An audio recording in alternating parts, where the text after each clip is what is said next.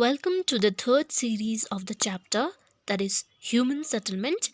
Previously, we have covered the topic of rural settlements from the book, that is Fundamentals of Human Geography. आज हम start करेंगे urban settlements. So, urban settlement. Okay, we are talking about urban areas that has witnessed rapid urbanization. Now, जो urbanization का process है वो recent process है, कोई पुरानी बात नहीं है. But when you talk about urban, okay, we tend to talk about its population. So urban settlements settle down होता है जब people migrate from your rural to urban areas. And when they migrate, what happens is that the population will expand. So population increase होगा. So urban settlement का मतलब ही होता है the rapid urbanization process, development होना. So the first urban settlement to reach a population of 1 million was the city of London in AD 1810. So क्या हुआ 1810 में London का population 1 million पहुंच चुका था. By 1982 approximately 175 countries in the world का population 1 million population mark cross कर गया. So अगर हम इस table को देखें, percentage of urban population कितना है living, or the percentage of people living in urban areas, it has increased from 1800 to 2017. So in 1800 only 3% people were living in the urban areas. Today 2017 data says that 54% of the world population lives in your urban areas. Okay, so I hope you understood a small concept, okay, how urbanization has taken place in the world. Now next topic is classification of urban settlement. मतलब हम क्या करेंगे, अब urban settlement को classify करेंगे, लेकिन the definition जो होता है urban area का वो one country से दूसरी country में vary करता है. मैंने आप लोगों को ऑलरेडी बताया हुआ है कि जो सेटलमेंट होते हैं उसको क्लासीफाई होना होता है into rural and urban on the basis of various criteria. अगर किसी कंट्री का कोई क्राइटेरिया है तो ज़रूरी नहीं है everybody follows that. So basically जो अर्बन सेटलमेंट्स होते हैं उनको वेरियस क्राइटेरिया में क्लासीफाई किया जाता है. सबसे पहला क्राइटेरिया है पॉपुलेशन साइज़. सो ये ज़्यादातर बहुत ही इम्पॉर्टेंट क्राइटेरिया माना जाता है in most of the countries एक अर्बन एरिया को डिफाइन करने के लिए. So in different countries different population size criteria है. फॉर एग्ज़ाम्पल अगर किसी एरिया में इन कोलंबिया वहाँ का पॉपुलेशन साइज 1500 है, that is considered as an urban area. Similarly, if the population of Argentina and Portugal is 2000, it is considered as an urban area.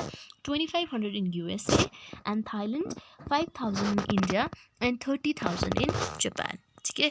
Besides this, density के basis पे भी density of population के basis पे भी एक area को urban area classify किया जाता है. For example in Denmark, Finland, Sweden places should have 250. तो डेनमार्क, स्वीडन एंड फिनलैंड में अगर पॉपुलेशन साइज 250% है तो it is called as urban city. Okay, now the minimum population density in Iceland is 300 persons per square kilometer है. तो Canada and Venezuela में 1000 persons per square kilometer डेंसिटी होनी चाहिए. Then next criteria is occupational structure. Occupational structure भी बहुत important role play करता है किसी भी एरिया को क्लासीफाई करने के लिए into your urban area. So India में क्या है, मैंने आप लोगों को डेफिनेशन बताया है कि किसी भी एरिया को अर्बन सेटलमेंट डेजिग्नेट करने के लिए ऑक्यूपेशन भी एक इम्पॉर्टेंट क्राइटेरिया होता है पॉपुलेशन के साथ साथ. ठीक है. सो जैसे कि इटली में settlement is called as urban, मतलब इटली में क्या होता है किसी भी सेटलमेंट को अर्बन सेटलमेंट डिक्लेयर करने के लिए वहाँ पे अगर 50%, ठीक है, 50% अगर लोग इकोनॉमिकली प्रोडक्टिव पॉपुलेशन इंगेज है नॉन एग्रीकल्चरल एक्टिविटी में, तब उस एरिया को अर्बन एरिया माना जाता है. नाउ इन इंडिया क्या है, ये क्राइटेरिया 75% है. ठीक है, 75% अगर male working population non agricultural pursuits में इंगेज है तो उस एरिया को हम लोग अर्बन एरिया क्लासीफाई या डिफाइन करते हैं. Third criteria to classify an area as an urban area is administration. Administrative setup भी बहुत ही इंपॉर्टेंट क्राइटेरिया प्ले करता है. फॉर एग्जांपल इन इंडिया अगर किसी सेटलमेंट को क्लासिफाई करना है एज अर्बन, अगर उसके पास municipality, cantonment board, notified town area committee होता है तो वो एरिया अर्बन एरिया होता है. Similarly in Latin America countries like in Brazil and Bolivia, अगर कोई भी एडमिनिस्ट्रेटिव सेंटर को क्लासिफाई किया जाता है into an urban area. So these three are the major basis और the criteria to classify an area as an urban area. ठीक है. सो आई होप आप लोगों को यहाँ तक समझ में आ गया होगा.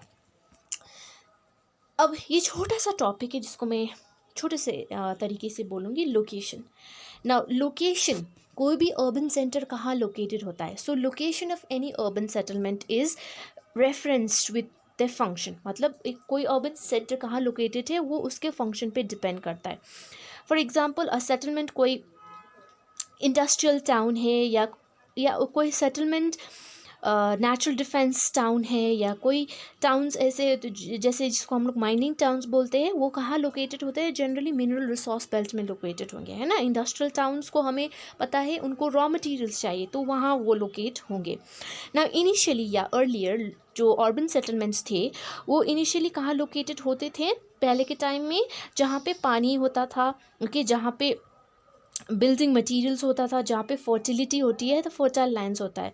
आज क्या हो गया है, location of settlement not only depends upon these factors, लेकिन और भी फैक्टर बहुत ही इंपॉर्टेंट रोल प्ले करते हैं, जैसे कि टेक्नोलॉजी. आज मॉडर्न टेक्नोलॉजी एक बहुत ही इंपॉर्टेंट रोल प्ले करता है किसी भी अर्बन सेटलमेंट को लोकेशन के लिए. क्योंकि अगर मॉडर्न ट्रांसपोर्टेशन, ओके, टेक्नोलॉजी में अगर मॉडर्न ट्रांसपोर्टेशन अवेलेबल है तो मटेरियल्स का सप्लाई इजीली किया जा सकता है टू लॉन्ग डिस्टेंसेस. ठीक है. सिमिलरली लोकेशन को अगर हम साइट भी बोलते हैं. अब सिचुएशन मतलब कैसे सिचुएशन में टाउन्स एक्सपैंड होगा. सो जनरली क्या होता है, द टाउन्स जनरली एक्सपैंड कैसे हुए हैं, बिकॉज वो लोग इंपॉर्टेंट ट्रेड रूट्स में लोकेटेड हैं. ओके, जिस तरह से वो ट्रेड रूट्स में लोकेटेड होंगे, ओके, अगर वो क्लोजर लोकेटेड होंगे तो रैपिड अर्बन ग्रोथ हमने विटनेस किया है. क्योंकि ट्रेड बढ़ेगा तो क्या होगा, सेटलमेंट बढ़ेगा एंड अर्बनाइजेशन भी बढ़ जाएगा. क्लासिफिकेशन को समझने के बाद अब हम चलते हैं दूसरे टॉपिक पे जो कि बहुत ही इम्पॉर्टेंट है. आप इसको स्टार मार्क लगा के रख सकते हैं. That is functional classification of towns. अब हम टाउन्स और अर्बन सेंटर्स को क्लासिफाई कर सकते हैं on the basis of function, मतलब उस सिटी एरिया में क्या फंक्शन है. लेकिन उससे पहले, ठीक है, एक छोटी सी बात बता दूँ. जो टाउन्स एंड सिटीज़ होते हैं स्पेशली डेवलप्ड कंट्रीज़ के, एंड जो towns and cities developing countries होते हैं, वहाँ पे बहुत ज़्यादा आपको डिफरेंस देखने को मिल जाएगा. ठीक है, क्योंकि मोस्टली जो towns and cities of developed countries होते हैं मोस्टली प्लान्ड होते हैं एंड प्रॉपरली शेप में होते हैं. लेकिन the urban settlements of the developing countries they have grown very haphazardly and they have irregular shape. Okay, however लेकिन ऐसे भी सिटीज़ है जो कि बहुत ही वेल प्लान्ड है, जैसे कि चंडीगढ़ इन इंडिया. ओके, सो अब हम आते हैं अपने फंक्शनल क्लासिफिकेशन ऑफ टाउन्स पे. So on the basis of function सबसे पहला क्लासिफिकेशन है, फर्स्ट क्लासिफिकेशन और first type of towns on the basis of function is administrative towns. Administrative towns देखते हैं क्या है. अब देखिए, एडमिनिस्ट्रेटिव टाउन्स क्या होता है, ये जितने भी सेंट्रल एंड स्टेट गवर्नमेंट के जहाँ पे हेडक्वार्टर्स लोकेटेड होते हैं उनको हम एडमिनिस्ट्रेटिव टाउन्स बोलते हैं. ठीक है, जहाँ पे most number of government departments and parliament house, assembly house पाए जाते हैं. ठीक है, सो जितने भी national Capitals and state Capitals of the world है वो एडमिनिस्ट्रेटिव टाउन्स है. फॉर एग्जांपल जैसे कि new Delhi the capital of India, Canberra that is the capital of Australia, Moscow capital of Russia, Beijing capital of China, Tokyo Japan, Washington DC United States of America, Paris France, London England, that's United Kingdom. और even Indian state Capitals के example दे तो जैसे कि India में जितने भी states की Capitals है वो एडमिनिस्ट्रेटिव हेडक्वार्टर्स होते हैं, जैसे कि जयपुर. ठीक है, क्योंकि आपको यहाँ पे assembly houses, halls, government office, सारे एडमिनिस्ट्रेटिव डिपार्टमेंट्स यहाँ पे मिलेंगे. भोपाल, पटना, तिरुवनंतपुरम, चंडीगढ़, हैदराबाद एट्सेट्रा. ठीक है, ओके. सो अब हम चलते हैं सेकंड टाइप ऑफ टाउन्स जिसको हम डिफेंस टाउन्स बोलते हैं। डिफेंस मतलब ये स्ट्रैटेजिकली बहुत ही डिफेंसिव पर्पज़ के लिए ये टाउन्स बहुत ही फेमस होते हैं। सो अब डिफेंस टाउन्स को हम लोग 3 कैटेगरीज में सब क्लासीफाई कर सकते हैं फॉर बेटर अंडरस्टैंडिंग। सबसे पहला है फोर्ट टाउन्स, नेक्स्ट होगा आपका garrison towns and then naval towns. अच्छा, फोर्ट टाउन्स क्यों बिल्ड किया गया था? फोर्ट टाउन्स बिल्ड किया गया था in the ancient past for defensive purposes. जब कोई एनिमी आपके किंगडम को इन्वेड करता था तब ये फोर्ट टाउन्स कंस्ट्रक्ट किया गया था। एग्जाम्पल्स देना है, बहुत इंपॉर्टेंट है, एग्जाम्पल्स बिना ये टॉपिक कवर नहीं होगा।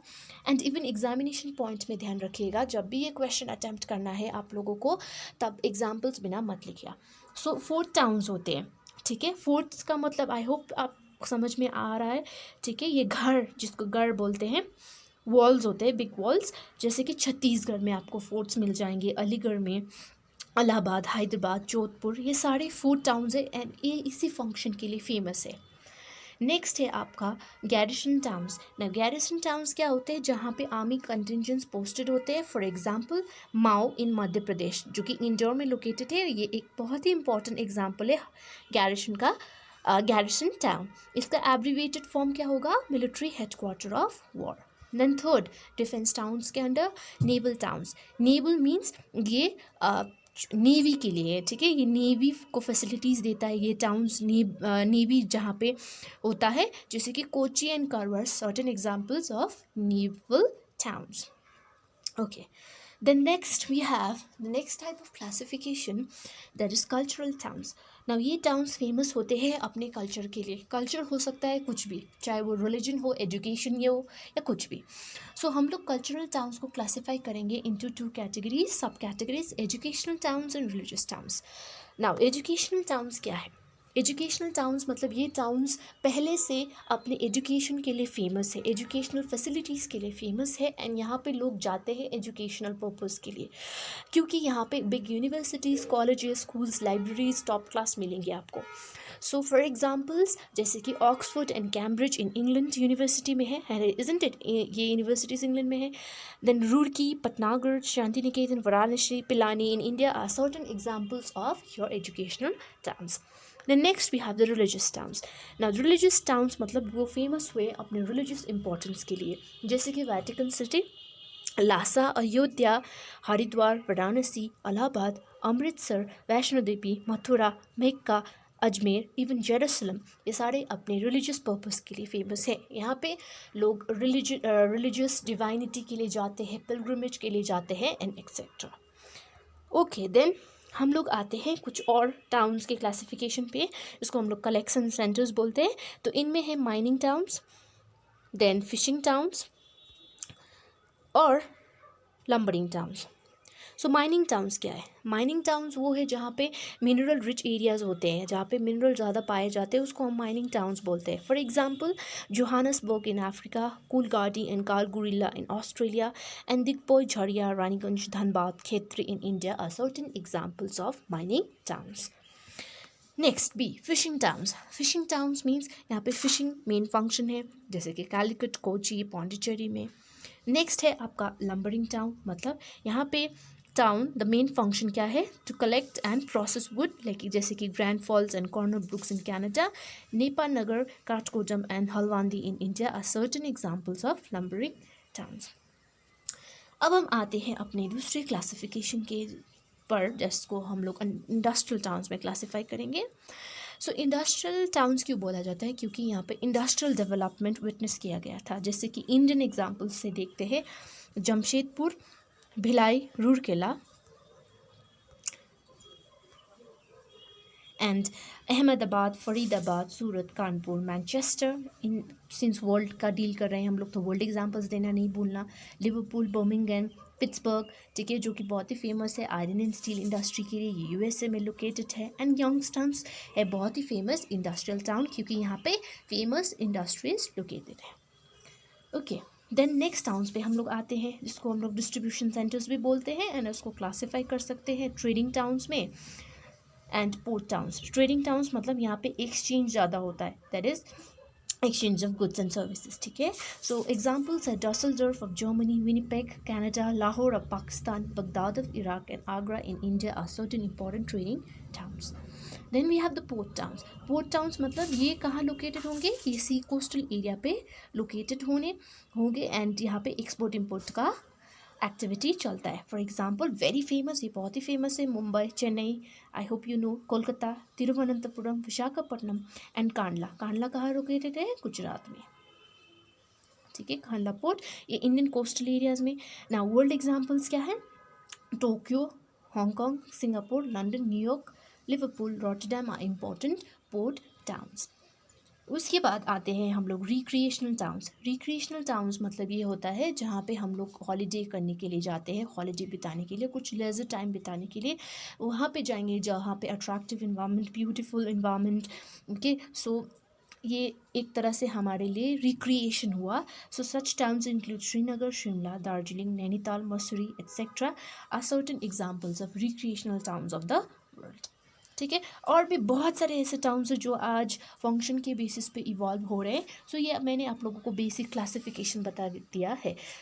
ओके, चाहे तो आप एनसीईआरटी बुक से भी रेफर कर सकते हैं, लेकिन ये थोड़ा डिटेल में है. ओके, सो आज के लिए इतना ही. कल हम दूसरा टॉपिक करेंगे. इनफैक्ट हम नेक्स्ट वीडियो में दूसरा टॉपिक करेंगे, दैट इज़ हम लोग देखेंगे अब टाइप्स ऑफ अर्बन सेटलमेंट. लेकिन थोड़ा सा पॉइंट मैं बोल देना चाहती हूँ ये नेक्स्ट टॉपिक के बारे में कि हम लोग अब टाउन्स को ऑल्सो क्लासीफाई कर सकते हैं on the basis of forms. मतलब हाउसेस का अरेंजमेंट कैसा है, उसका शेप कैसा है, क्या वो लीनियर है, स्क्वायर है एट्सेट्रा. तो ये हम लोग ऑलरेडी कर चुके हैं. सिमिलरली अर्बन सेटलमेंट्स में भी क्लासिफिकेशन ऑफ टाउन्स है on the basis of forms है. ठीक है, तो हम लोग यहाँ पे केस स्टडी करेंगे. ठीक है, केस स्टडी करना क्या है कि दो टाउन्स के बारे में पढ़ना है. एक तो अडीस अबाबा जो कि इथोपियन कैपिटल है, एंड कैनबेरा. ये दोनों ही एग्जांपल्स है प्लान सिटी के. मतलब इनको अगर आप लोग एक बार रीड भी कर लेना तो आप लोगों को प्रॉपर्ली समझ में आ जाएगा कि ये टाउन्स का मॉर्फोलॉजी कैसा है, कैसे प्लान किया गया है. Okay, so you can just read this out. हम लोग कल स्टार्ट करेंगे नेक्स्ट टॉपिक से जो कि होगा types of urban settlements. So thank you.